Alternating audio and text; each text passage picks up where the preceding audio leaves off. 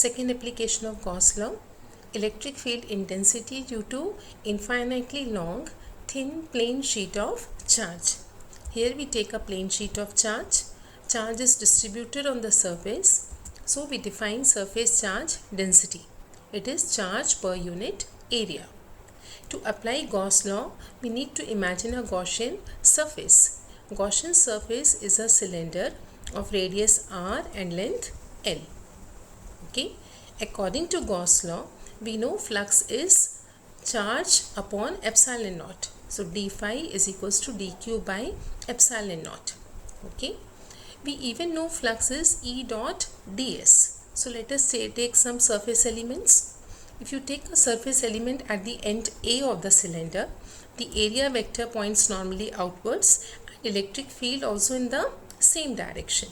Similarly, at the end B, both area vector and electric field are in the same direction, but on the curved surface, the area vector and electric field are perpendicular to each other. Okay, so we know d phi is E dot ds, means E ds cos theta. For the curved surface, ds and E are perpendicular, so flux will be 0. Okay, from the curved surface, the flux will be 0. So total flux will be given by only the end faces. On the end A, flux is EDS. On the end B, also the flux is EDS. So total flux will become 2EDS. So from equation 1 and 2, we can write 2EDS is equals to dq upon epsilon naught. 2EDS is dq by epsilon naught. Or it becomes this dq. You know sigma is dq by ds. So dq is sigma ds. So we get 2EDS is sigma ds upon epsilon naught. Or this further gives us electric field is sigma upon 2 epsilon naught. Here ds cancels out. Okay. We know electric field is a vector quantity. So we will write it in vector form. Magnitude is sigma upon 2 epsilon naught. And we have a unit vector n. This unit vector will point in the direction normal to the sheet. What is the direction of electric field? It is normal to the plane. It will be away from the plane if you have positive charge, and it will be towards the plane sheet if you have a negative charge. Okay. Important point to note here is the electric field intensity does not depend upon the size of the Gaussian surface. It is independent of radius or length of the cylinder that we have chosen.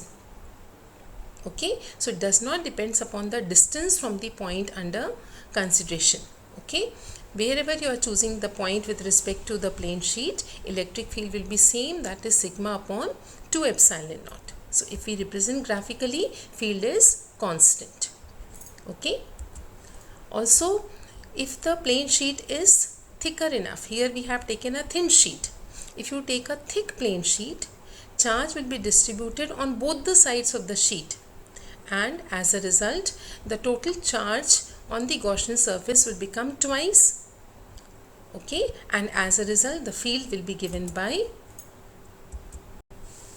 sigma upon epsilon naught. Field will become twice due to both the sides. So it will become 2 sigma upon 2 epsilon naught, and hence the resultant field becomes sigma upon epsilon naught. Okay.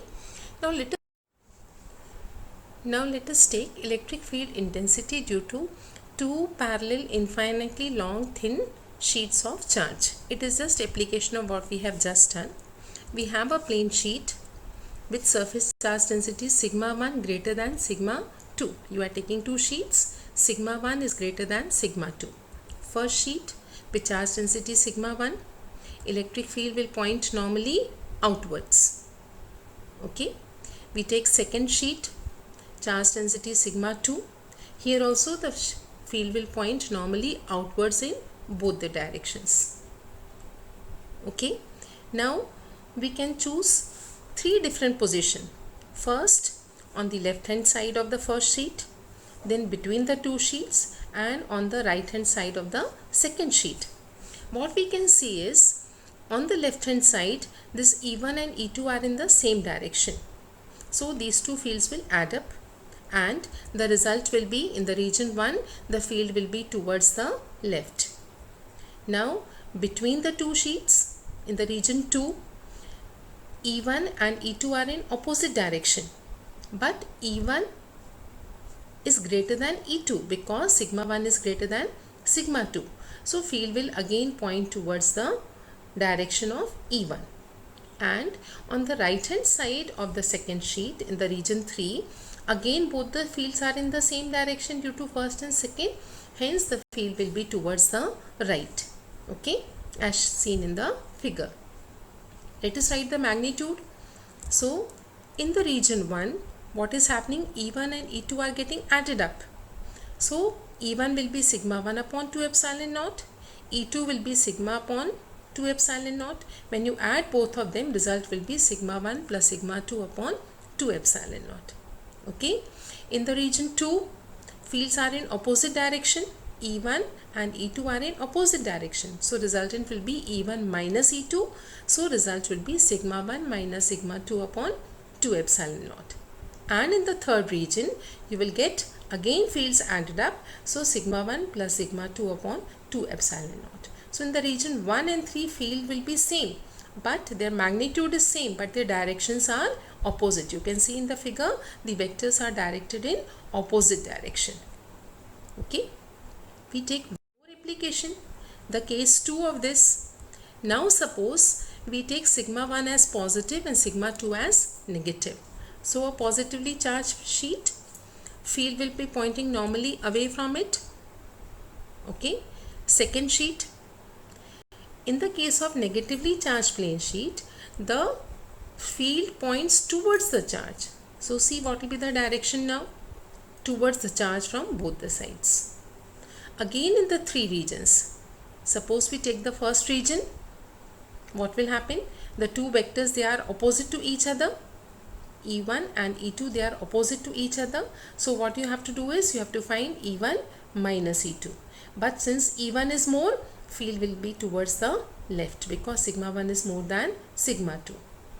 In the region 2, the fields are in the same direction. So they will add up in the same direction. And in the region 3, again the fields are opposite. So the two vectors will subtract. You will have E1 minus E2. But E1 being more, the field will be towards the E1. That is towards the right. Okay. Let us write the expressions now. In the region 1, since fields are opposite, you will have E is equals to E1 minus E2. So sigma 1 minus sigma 2 upon 2 epsilon naught.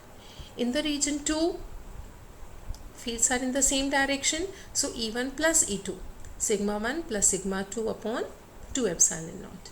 In the region 3, again you will have field is given by E1 minus E2 because they are in opposite direction. So sigma 1 minus sigma 2 upon 2 epsilon naught. Okay. So charges may be same or they may be opposite. You can just by drawing the diagram, you understand what will be the directions of the two field and hence you can find the resultant. Okay. We come to the case now. This is a special case of what we have just seen. Now we consider the surface charge density are same. Means sigma 1 you are taking as sigma and sigma 2 you are taking that also as sigma but with a negative sign. First sheet, okay, what you just saw. Second sheet, field will be pointing towards. Okay, you know in the region 1, field will become 0. Why 0? Because both the fields are equal now. E1 is equals to E2 because sigma is same. So resultant field will be E1 minus E2. So field will be 0. In the second region, field are in the same direction. So when they add up, the result will become sigma upon 2 epsilon naught plus sigma upon 2 epsilon naught. So both of the field will add up and field will be having some magnitude here. And in the third region, since the two vectors are in opposite direction, again the field will become 0. Sigma 1 minus sigma 2 means both are equal, hence the resultant field will become 0. So you can write now in the region 1, field is 0 because sigma 1 and sigma 2 are equal. In the region 2, they will add up. So 2 sigma upon 2 epsilon naught means sigma upon epsilon naught. And in the region 3, you will have again the field is 0. So that is all about electric field due to a plane sheet of charge, or due to you may have two parallel plane sheets of charges.